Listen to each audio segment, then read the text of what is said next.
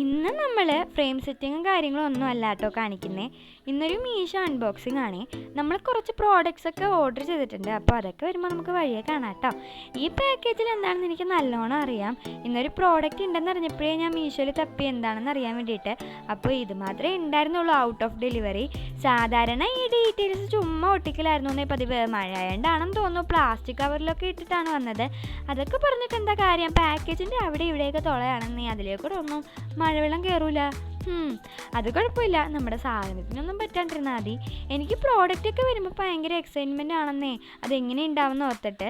നല്ല പ്രോഡക്റ്റ് ആണെങ്കിൽ എന്തെന്നില്ലാത്ത സന്തോഷമാണ്. നിങ്ങളിങ്ങനെയാ എന്നെപ്പോലെയാണോ? ഒരു പേസ്റ്റൽ ഗ്രീൻ ഷെയ്ഡിൽ വരുന്ന ഒരു പേഴ്സാണ് കേട്ടോ ഇത്. 200 സംതിങ് ആണ് പ്രൈസ് വരുന്നത്. ഈ പ്രൈസിന് എന്തോ ഈ പ്രോഡക്റ്റ് നല്ല അഫോർഡബിൾ ആണെന്ന് എനിക്ക് തോന്നി. ഈ സെയിം പേഴ്സ് വേറെ ഷെയ്ഡിൽ കുഞ്ഞയും മേടിച്ചു കേട്ടോ. 4 ഷെയ്ഡിലാണ് അവൈലബിൾ ആയിട്ടുള്ളത്.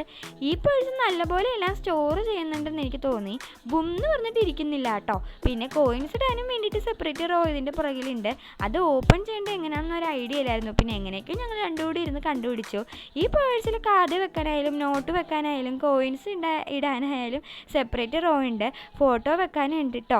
എനിക്ക് ഭയങ്കര ഇഷ്ടപ്പെട്ടു. നിങ്ങൾക്ക് ഈ പ്രോഡക്റ്റ് പർച്ചേസ് ചെയ്യണമെന്നുണ്ടെങ്കിൽ കമൻറ്റ് ബോക്സിൽ നമ്മൾ ലിങ്ക് പിൻ ചെയ്തേക്കാം കേട്ടോ. അപ്പോൾ നിങ്ങൾക്കിത് ഇഷ്ടമായെന്നും പറയാൻ മറക്കണ്ട, വീഡിയോ ഇഷ്ടമായെന്നും പറയാൻ മറക്കണ്ട, അടുത്ത വീഡിയോ എന്ത് വേണമെന്നും പറയാൻ മറക്കണ്ട.